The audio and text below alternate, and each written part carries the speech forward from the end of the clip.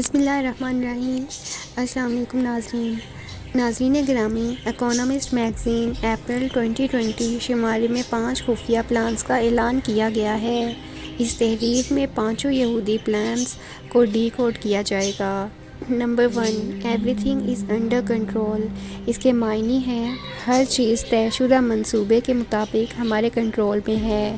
ایک طرف پوری دنیا کرونا سے ڈر کر گھروں میں بیٹھی ہوئی ہے، حکومتیں سکڑ کر دارالحکومتوں تک محدود ہو گئی ہیں، عوام کو 2 وقت کی روٹی کے لالے پڑ گئے ہیں، کئی ممالک کو اپنی حیثیت برقرار رکھنے کے خطرے کا سامنا ہے۔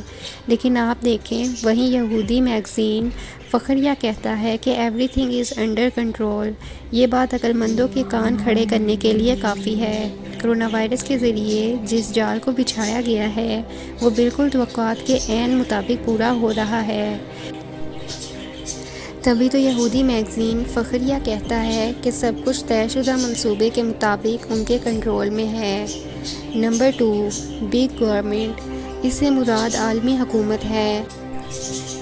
اس بڑی حکومت کو یہودی دانا بزرگوں کی خفیہ دستاویزات دی الومیناٹی پروٹوکولز میں سپر گورنمنٹ کے نام سے بار بار یہاں کیا گیا ہے۔ Number 3، Liberty. لبرٹی کا مطلب ہے آزادی۔ یہاں آزادی سے مراد دنیا کو جو آزادی حاصل ہے اس کا کنٹرول اس خفیہ ہاتھ کے پاس ہے جو اکانومسٹ نے بطور علامت اپنے کور فوٹو پر نمایاں کیا ہے۔ یہ وہ خفیہ ہاتھ ہے جو پردے میں رہ کر پوری دنیا کو چلاتا ہے۔ آپ اس ہاتھ کو یہودیوں کے 13 خفیہ خاندان سمجھیں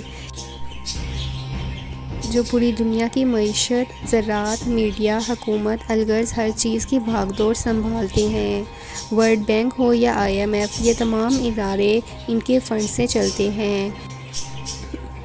اقوام متحدہ کا خرچہ پانی یہی دیتے ہیں۔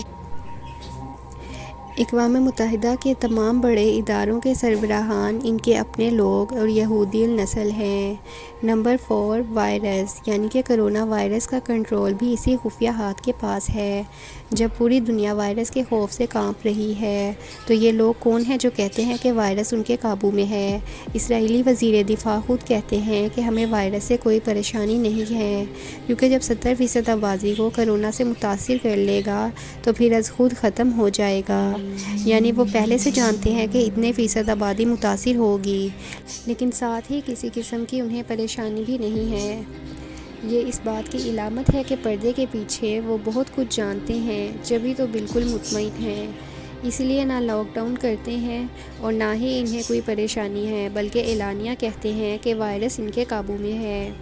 نمبر 5، دی ایئر وداؤٹ ونٹر۔ اس کو اگر ڈی کوڈ کریں تو اس کا مطلب ہوگا کہ اس سال دنیا کو موسم سرما گھروں میں قید رہ کر گزارنا پڑ سکتا ہے۔ یاد رہے، اس وقت سال کا 4تھا مہینہ اپریل چل رہا ہے، لیکن انہوں نے اعلان کر دیا ہے کہ اس سال موسم سرما نہیں ہوگا، یعنی دنیا موسم سرما کے مزے اس سال نہیں لے سکے گی۔